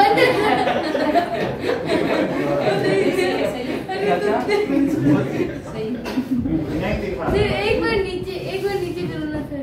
एक बार। ये सही है। नहीं तो हाँ सर है नहीं ना उसमें। दो तार ले ग्रेफाइट पर। चलो नेक्स्ट देखिए वर्सेटाइल नेचर ऑफ कार्बन पढ़ लिया हम लोगों ने? नहीं पढ़ लिया। अच्छा हाँ तो what does it mean by catenation? Sir वो chain formation sharing of electron tendency to form self links is self linking property of carbon. Carbon के साथ ये सब क्या सेल्फ लिंकिंग किए हुए? चेन तो self linking property of carbon to form sufficient silicon भी बनाता है सिलिकॉन भी बनाता है। It is called catenation. ठीक है। और टेट्रावैलेंसी जो सिलिकॉन के बॉन्ड्स है वो उतने मजबूत नहीं होते, वो सॉफ्ट होते हैं। रेडियस ज्यादा होता है सर। जैसे सिलिकॉन के माउल्ट्स आते हैं उसका रेडियस ज्यादा वो काफी सॉफ्ट होते हैं। किचन में भी वेयर में भी नहीं आते हैं सिलिकॉन माउल्ट्स बोलते हैं। तो वो जबकि ये सब हार्ड है। हाँ इसके कम होते हैं इसलिए ये ज्यादा अच्छा माना जाता है। और दूसरा टेट्रावैलेंसी। तो सिलिकॉन माउल्ट्स आपने नहीं देखे हैं क्या? नो सर दिखाया तो आइसक्रीम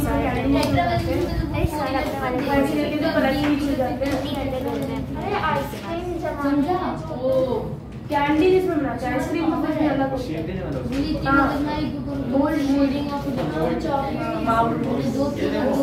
इसी सिलिकॉन माउल्ट्स में तो ये हमने जो मछली उसली पॉक्सी में बनाई। अरे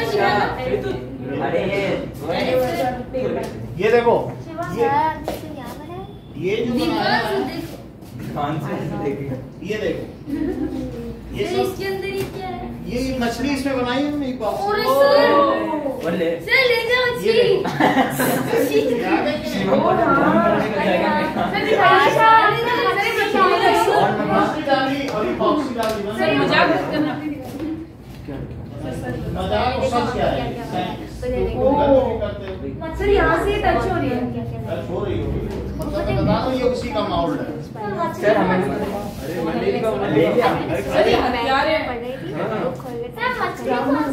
कहाँ से? अरे हमारे वो फिश टैंक पे मर गई थी तो हमने कहा बच्चों को दिखाने का मजा कि जैसे हमारी कभी छिपकली मर जाती तो हम लोग उसको माउल्ट बना लेते।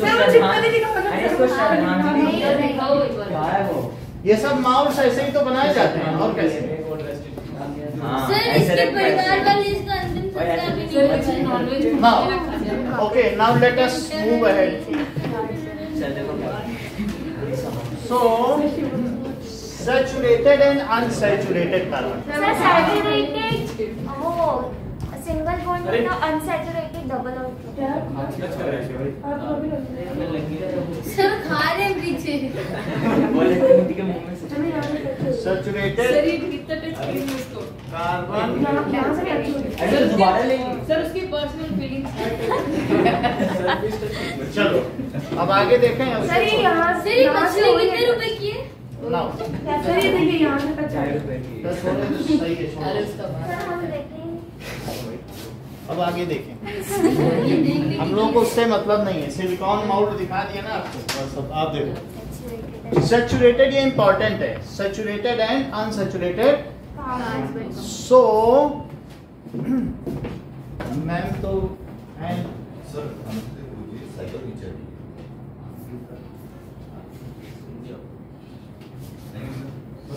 ओके आनंदिता के पापा। So saturated carbon compounds. What does it mean by saturated carbon compound? नीचे बैठा हुआ। अरे वही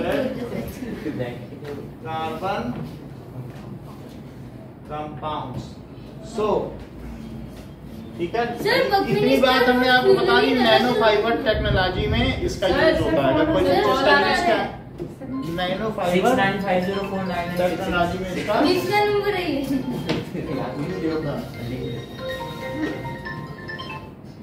हेलो, हाँ जी नमस्कार। हाँ जी 7:30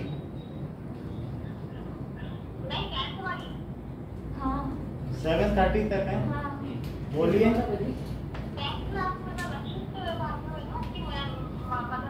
हाँ हाँ, तो 7:30 से छूट जाएगा। हाँ आया। देखते को पहचानते नहीं, मारना पड़ेगा। ओके देखो, so when carbon compounds contain carbon carbon single bonds, तो उसको क्या कहेंगे? मतलब दो चीजें हैं, एक है हाइड्रोकार्बन का मतलब समझो, और एक है कार्बोहाइड्रेट। हाइड्रोकार्बन का क्या मतलब होता है? प्रोपेन, मीथेन, जिसमें हाइड्रोजन और कार्बन दोनों होते हैं। सर जब कार्बन हाइड्रोजन से बॉन्ड बनाते हैं उसको ही सर हाइड्रोकार्बन कहते हैं। So जैसे C2H4 carbon compounds, carbon sir ये इसी का पार्ट है carbon compounds C2H4 containing methane, ethane, propane, butane. Sir ये इसी का कार्बन पार्ट एंड है हाइड्रोजन ओनली। कार्बन कंपाउंड्स जिसमें सिर्फ कार्बन और हाइड्रोजन हो, उनको क्या कहेंगे? हाइड्रोकार्बन। हाइड्रोकार्बन इसका पार्ट नहीं, ये समझ लो, फिर इस पर आएंगे। जी सर। तो जैसे CH4 क्या ये एक हाइड्रोकार्बन है? हाँ। और C2H6 जिसको हाँ। इथेन कहते हैं, मीथेन सब आएगा ना सर। और जो C2H4 है उसे क्या कहेंगे? उसको मीथेन। इथीन। और C2H2 थोड़ा सुना भी करो, बीच में ये नहीं कि आता है, अच्छी बात है, लेकिन पैरेलल में मत बोलो। और इथाइन से पर बोलो, समझ में आई बात? So we all the hydrocarbon. Sir C2H8 होता है सर, पेंटेन ये सब हो सकता है क्या? अब जरा देखें, तो अभी तक हमने ये सब बातें पढ़ी हैं, तो क्या इनमें कार्बन और हाइड्रोजन आ रहा है? हाँ। तो ये क्या हुए? हाइड्रोकार्बन। क्या जो हम डिओड्रेंट लगाते हैं C6H6 जिसको कि बेंजीन कहते हैं, तो वो भी एक हाइड्रोकार्बन हुआ, क्योंकि जो डिओड्रेंट हम लगा रहे हैं या जो बेंजीन यहाँ रखा हुआ है लीटर, तो वो भी हाइड्रोकार्बन हुआ। तो इस तरीके से मीथेन भी हाइड्रोकार्बन हुआ। ठीक है, तो अलग अलग स्मेल आती है सब में। कार्बोहाइड्रेट क्या है? Carbon compounds made of carbon, hydrogen and oxygen are called carbohydrates. These are source of energy. HCO3 Carbon hydrogen carbon compounds containing carbon, hydrogen and oxygen in it are called carbohydrate. Sir एक और बात sir इससे तो cold drink carbohydrates. For example है C6, parallel में मत बोलो, and C12H22O11, ये ग्लूकोज हुआ, ये केन शुगर हुई, तो क्या ये सोर्स ऑफ एनर्जी है? समझ। और C5H10O5 to the power n, क्या ये स्टार्च या ग्लाइकोजन है? ग्लाइकोजन। तो ये भी तो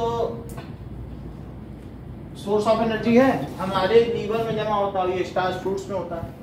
तो इसलिए कार्बोहाइड्रेट सोर्स ऑफ एनर्जी है, और हाइड्रोकार्बन क्या है आनंदिता? उन्हीं को बताने दो। हाइड्रोकार्बन ये ठीक कह रही हैं। It is used as fuel, fueling purpose, use as fuel. ये फ्यूल है, और ये क्या है?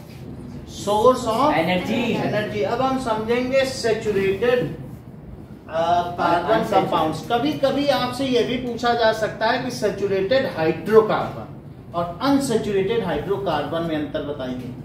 तो ऐसे समय में कोई दिक्कत नहीं है, कार्बन कंपाउंड बोल रहा है, तो दोस कार्बन कंपाउंड्स विच है C single bond, carbon carbon single bonds are known as saturated hydrocarbons. मतलब सर सारे C होंगे।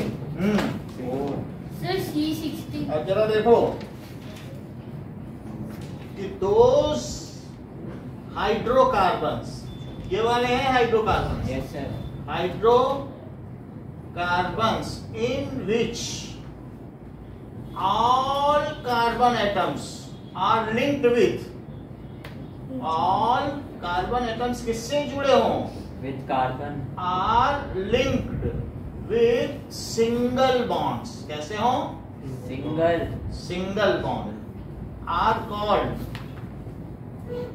saturated hydrocarbon।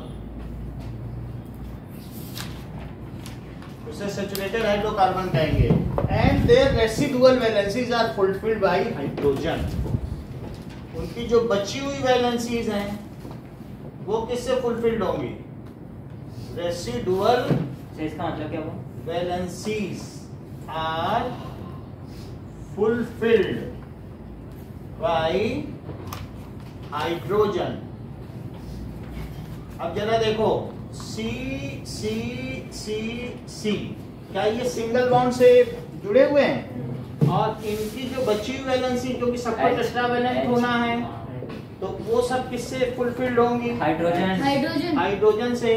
तो अगर ये सब हाइड्रोजन से फुलफिल्ड हो गए, सैचुरेटेड है सर, तो फिर ये सैचुरेटेड है।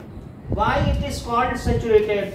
बिकॉज अगर सैचुरेटेड हुआ ना, ऐसा होगा कि वो फिर और रिएक्ट नहीं करेगा, क्योंकि हम तो सैचुरेटेड है, अब तो हम बैठेंगे, हम कहीं दौड़ेंगे भागेंगे। जो आदमी सैचुरेट हो जाता है वो कहीं भागता दौड़ता है क्या जगह जगह कि ये जीत लें वो जीत लें, वो अपने आप में सैचुरेट हो गया, सब तक भाग दौड़ के थक चुका है, अब वो कहीं नहीं जाएगा। तो इस तरीके से these are called paraffins. That is parum plus affinis. Parum का मतलब लेस और अफिन्स का मतलब रिएक्टिव, तो इनको पैराफिन कहते हैं। वैसे पैराफिन वैक्स अपने एड़ी में भी लगाते हैं कभी, अगर मान लो वो होता है नहीं, वेस्लिन या पैराफिन वैक्स लगाते हैं कि नहीं? क्रैक, तो वो जो क्रैक के साथ क्रीम है वो पैराफिन वैक्स ही है। अब जरा देखें, saturated hydrocarbons are very less reactive in nature. ये क्या होते हैं? सो सैचुरेटेड। हाँ सर, आपने ऊपर लिखा है सैचुरेटेड कार्बन कंपाउंड्स और नीचे डेफिनेशन लिखा है saturated hydrocarbon. Otherwise also the complete details are about hydrocarbons only. अभी 3-4 पेज हम हाइड्रोकार्बन ही पढ़ेंगे, और अगर मान लो कहीं पर कुछ और भी आ जाए, नाइट्रोजन तो हम पढ़ लेंगे, लेकिन इसी 10th में तो नहीं आने वाला, तो हम लोग बेटर है हाइड्रोकार्बन में ही पढ़ें, saturated hydrocarbon. So we are dealing, और उसके साथ ही साथ सीज हो जाएगा, वहां पे चैप्टर का डेडलॉक लग जाएगा कि बस इतना ही। ये लास्ट पार्ट है, तो इसलिए सर कार्बन हाइड्रेट नहीं है, कार्बोहाइड्रेट नहीं, वो हमने आपको इसकी जानकारी के साथ बता दिया कि कहीं आप कंफ्यूज न कर जाए। दोनों सिमिलर साउंडिंग वर्ड्स हैं, तो इसलिए ऐसा ना हो कि कहीं कार्बोहाइड्रेट गलती से ना बोल। अब जरा देखो, तो सैचुरेटेड हाइड्रोकार्बन क्या है? Saturated hydrocarbon are very less reactive, इनसे किसी की रिएक्शन ही नहीं होती है, ये किसी से रिएक्ट ही नहीं करते हैं। तो वेरी, अभी बताऊंगा कैसे। Hydrocarbons are very less reactive, so called, इसने नहीं क्या कहते हैं? पैराफिन्स, यानी पैरम और प्लस एफिन्स। पैरम का मतलब लेस और एफिन्स का मतलब रिएक्टिव, ये लेस रिएक्टिव होते हैं, ठीक है। अच्छा, under very high pressure and high temperature only. अब इनमें सबकी टेट्रावैलेंसी, एक को उखाड़ोगे तब क्लोरीन लगाओगे, तो उसको सब्स्टिट्यूशन कहते हैं। भाई अगर आपको क्लोरीन लगाना तो क्या करोगे? भाई यहाँ पर अगर आपको इसको क्लोरीन लगाना है, Cl2 गैस से इसकी रिएक्शन कराओ, तो पहले H हटेगा ना, तब तो एक जगह खाली होगी, तब क्लोरीन जुड़ेगा। H को हटा लो, HCl बना लो। समझो कि मान लो आपको यहाँ पे एक Cl लगाना है, यहाँ पर, तो आप कैसे रिएक्शन कराओगे? यहाँ तक तो बात समझ में आ गई आपको ना कि सब्स्टिट्यूट, ये इनको पैराफिन्स कहते हैं, यानी ये क्या होते हैं? Very less. सर मतलब सैचुरेटेड कार्बन कंपाउंड्स को पैराफिन्स बोलते हैं ना? हाँ, सैचुरेटेड वो लेस रिएक्टिव है, क्योंकि उनकी सारी वैलेंसीज कैसी हैं? सर रिएक्ट करते किसके साथ हैं? वो हम बता दे रहे हैं कि सर रेसिडुअल वैलेंसी मतलब जो बची हुई है आपस में कार्बन कार्बन लिंक बना लिया, अब जो बचा उसमें सिंगल सिंगल बॉन्ड जो चारों तरफ के पेरिफेरी के हैं, वो उसमें कौन लगे? और सर ये लास्ट का समझ में नहीं आया, डायग्राम के लास्ट। डायग्राम के लास्ट में ये जो होते हैं वेरी लेस रिएक्टिव होते हैं। जैसे इसमें देखो, ये अनसैचुरेटेड है, ये कैसा है? अनसैचुरेटेड। अनसैचुरेटेड है। अब देखो कितनी, सुनो जरा, अभी समझना, कार्बन है और कितनी मुश्किल से जी रहा है, दोनों इलेक्ट्रॉन दे रहे हैं, देखो कितने पास पास है, कब इस मजबूरी से निजात मिलेगी? हम लोगों को बगल बगल लगा के खड़ा कर दिया, और कितना रिपल्शन। क्या ये इनको अच्छा लग रहा होगा इन दोनों कार्बन को? इथीन में देखो डबल बॉन्ड को क्या कहते हैं? इथीन। तो इन्हें क्या अच्छा लग रहा होगा? नहीं सर। और इसकी भी मजबूरी समझो, जिसमें 3 पास में, ये कितना दुखी होगा सर। क्यों इसमें क्या दुखी कुछ है? क्योंकि तीनों इलेक्ट्रॉन को तुमने पास पास लिख दिया, बोला हाइड्रोजन की कमी, आपस में बॉन्ड बनाओ। कहाँ लाके खड़ा कर दिया? तीनों बगल में एक दरबे में लाके हमने। रिपल्शन ज्यादा होगा ना, कितनी मजबूरी। तो अब अगर इसको मैं क्लोरीन का लालच दूं तो ये खट से कहेगा ये बॉन्ड बना दो, कहेगा नहीं मैं ये बॉन्ड तोड़ता हूँ, अब मैं तो इसके साथ बनाऊंगा, इसके साथ, फिर ये बॉन्ड अल्टीमेटली टूट जाएगा। तो ये अच्छा, क्लोरीन का बॉन्ड टूट के खुद का बॉन्ड, यानी ऑटोमेटिकली ये Cl से जुड़ जाए। ये तो सैचुरेटेड हो गया। सैचुरेटेड बना लिया इसने अपने आप को। बोला अनसैचुरेटेड की टेंडेंसी होती है कि सैचुरेट कर लो, डबल बॉन्ड तोड़ो। ये इलेक्ट्रॉन कहाँ पास पास ला के रखे बैठे हो, और इनके ऊपर अगर ऊपर से क्लोरीन लाओ और नीचे से, तो ये क्या समझ रहे हैं? सैचुरेटेड। ये बोलेगा हटाओ ये सब बॉन्ड, इतने बगल बगल ला के रखा, दूर भागो, आजादी से जियो। और फिर ये एक बॉन्ड बनाएगा इसके साथ, एक इससे कहेगा आपस में तुम भी तोड़ो, तुम भी खुलेआम घूमो, और फिर हम भी, तो सब अलग अलग हो गए। बोलो ये सैचुरेटेड बन गया कि नहीं? इस तरीके से सैचुरेटेड हाइड्रो, कुछ नहीं, बस उसमें क्लोरीन छोड़ दो, हो जाएगा रिएक्शन। और यहाँ पर क्लोरीन डालो, हीट करो, हाई प्रेशर दो, तब जाके क्लोरीन तब बनेगा। अल्ट्रा वायलेट ले रहा है, सिंपल हीट भी नहीं चाहिए मुझे, यूवी दो, अल्ट्रा वायलेट। अल्ट्रा वायलेट जानते हैं? स्पार्क वाली लाइट, इतनी एनर्जी चाहिए इसको। किसको? पैराफिन्स को। और दे इजीली रिएक्ट। तो बोलो सैचुरेटेड और अनसैचुरेटेड में क्या अंतर है? ये वेरी लेस रिएक्टिव है, यानी समझो इनर्ट है, ज्यादा रिएक्टिव होते हैं। सो ये बहुत अभी बताए नहीं, सिर्फ क्लोरीन छोड़ दो। अच्छा, ये और फटाफट ये रिएक्ट कर जाएंगे। और इसमें क्लोरीन लगाओ, नीचे से हीट दो, स्पार्क दो, प्रेशर लगाओ। So they are practically inert in nature. So these are, सुन लोगे तब फिर तो डाउट आएगा। अभी सुना है, हाँ बोलो सर। ये पैराफिन लिखा ना कि पैरम का मतलब लेस रिएक्टिव, और अब वो चीज हमने बताई आपको कि उसमें कोई इलेक्ट्रॉन सब दूर दूर है तो क्यों रिएक्ट करेंगे, सबके बॉन्ड स्ट्रॉन्ग है, उसकी किस्मत है उतने हाइड्रोजन उसको मिले।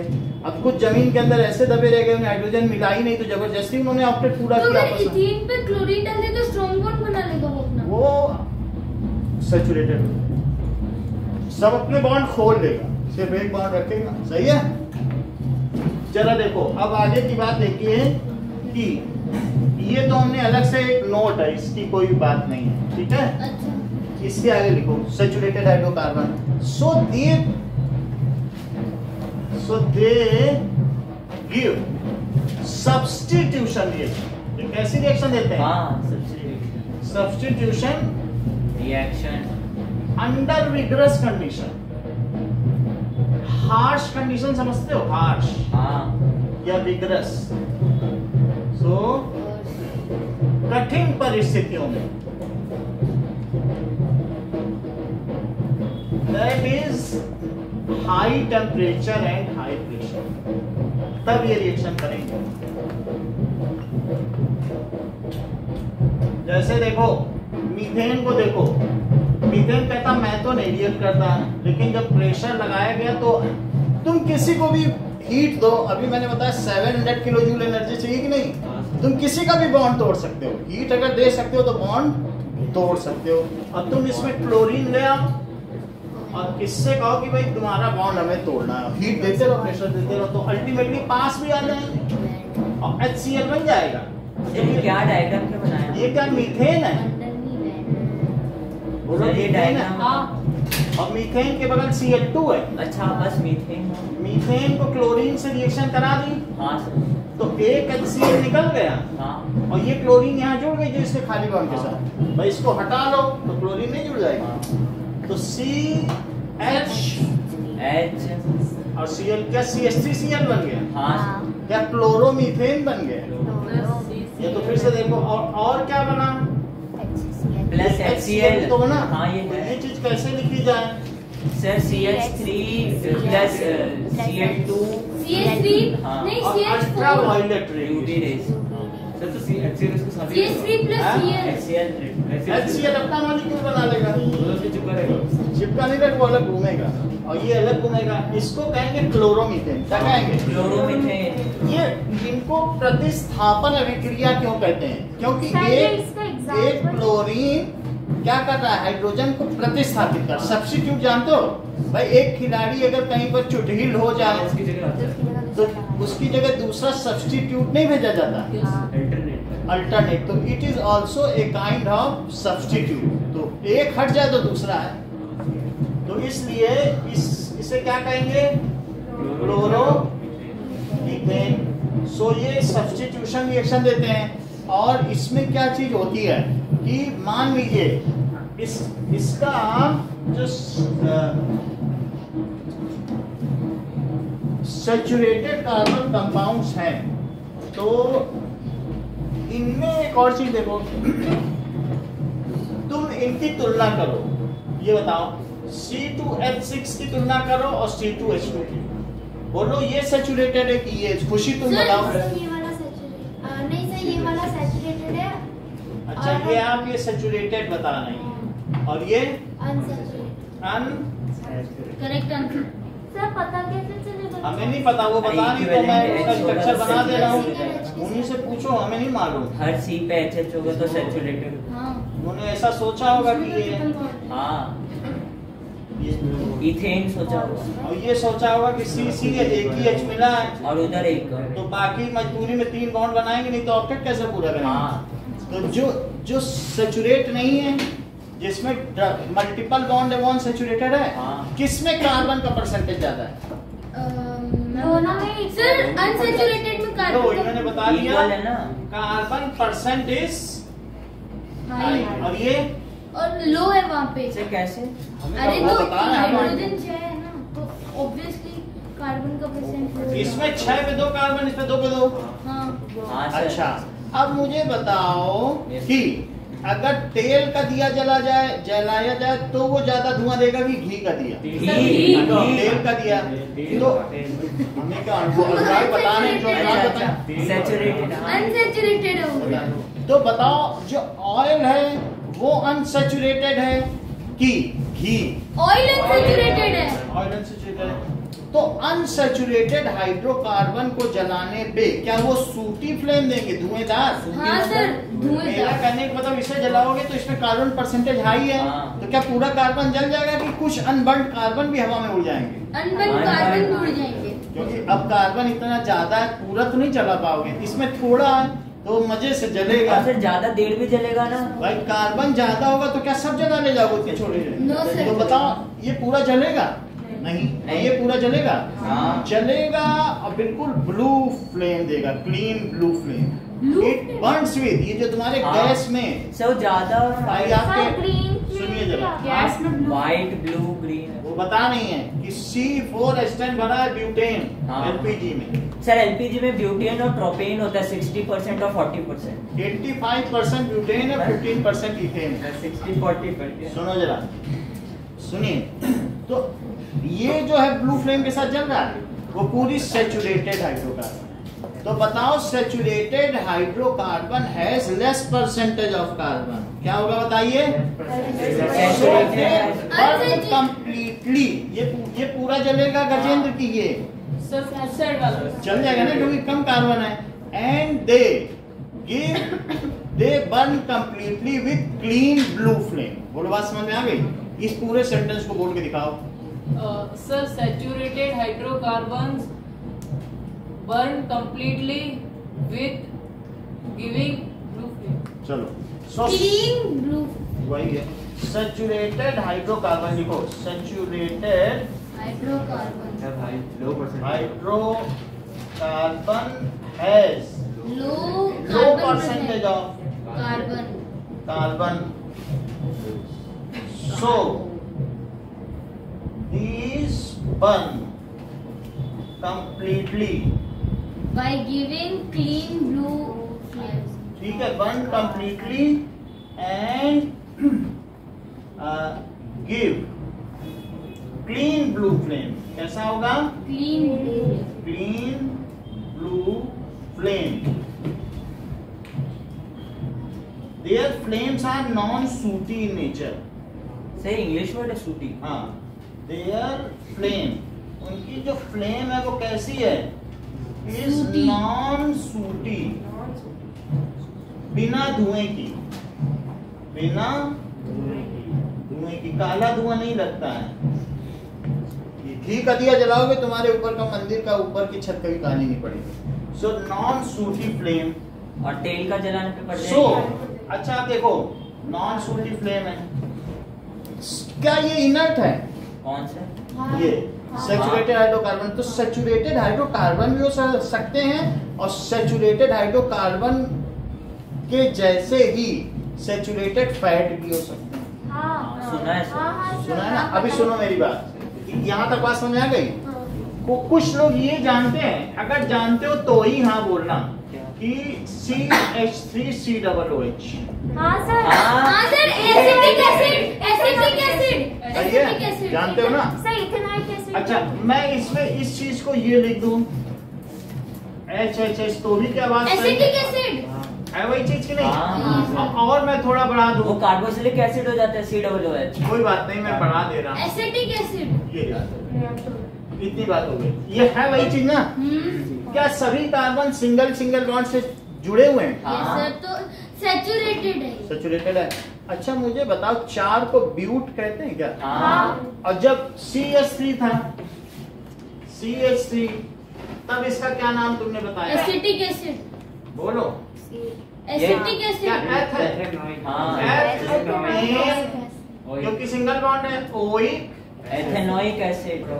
अच्छा, एथेनोइक एसिड है। Acetic acid. हाँ ठीक है, पिछले मान लो नहीं पढ़ा पीछे का। अब यहाँ 4 है तो क्या 4 है?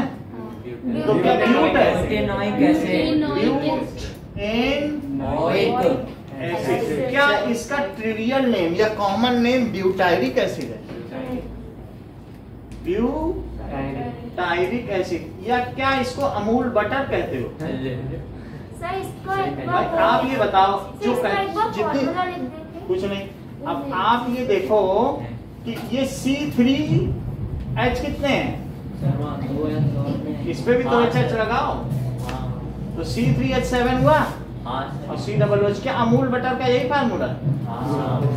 मेरा कहने का मतलब है सैचुरेटेड जो भी तुम्हारा फैट है, ये सैचुरेटेड फैट है, अगर इसको तुमने खा लिया it remain अनडाइजेस्ट for many, cholesterol यही बढ़ाता है, यही बढ़ाते हैं।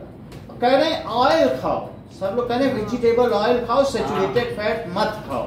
तो इसका मतलब है कि अब ये क्वेश्चन लास्ट में दिया है कि compare between vegetable oil and saturated fat, last exercise में क्वेश्चन। सर तो घी तो खा ही सकते, घी खा सकते हैं, मतलब बताना ना उसमें मेहनत फिर करना पड़ता है, वो फैक्ट नहीं क्वेश्चन हाँ। कि कंपेयर बिटवीन सैचुरेटेड फैट, वो सेमी सॉलिड होता है, और दूसरा क्या बताया वेजिटेबल ऑयल, जैसे मूंगफली का तेल, सोयाबीन का तेल, एक अलग से आता है कि नहीं बोतल में, सनफ्लावर ऑयल, ऑलिव ऑयल।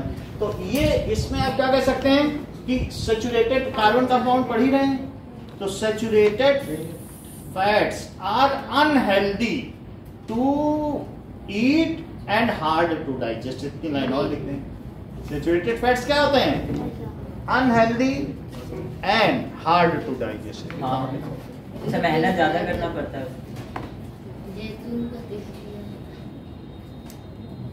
जिसको बटर कह सकते हो, ये सैचुरेटेड फैट, यस सर, या घी भी बोल सकते हो। सर पर बोलते हैं ना घी तो अच्छा होता है, तो अच्छा तो होता ही है, खिलाड़ियों तभी तो तुम मोटे हो रहे हो। इसको मिलता तो नहीं है। Unhealthy and hard to digest. इतनी बात समझ आ गई कि यहां तक नोट करें। अब देखो, पढ़ाओ मत, अननेसेसरी पैरेलल में क्लास में चलाओ, मेरा तुम नुकसान करा रहे।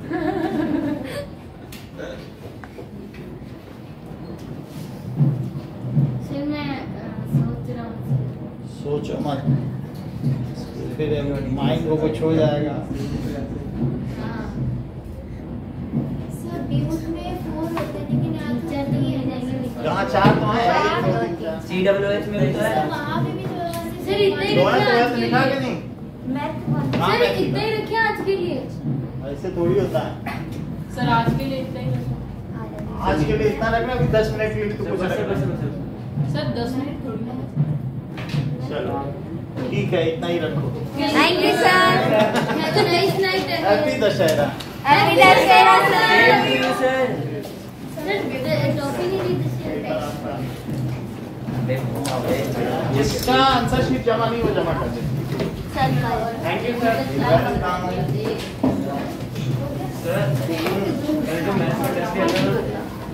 पेंसिल बदल दी थी सर, भेज देना। टाइम मत करना, ऐसे बच्चे होते हैं यार। अरे तेरे तो पापा का नंबर नहीं है ना, सोनर एक ही था क्या?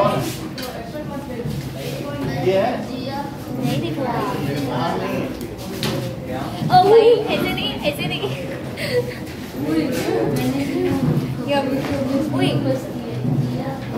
सर इसे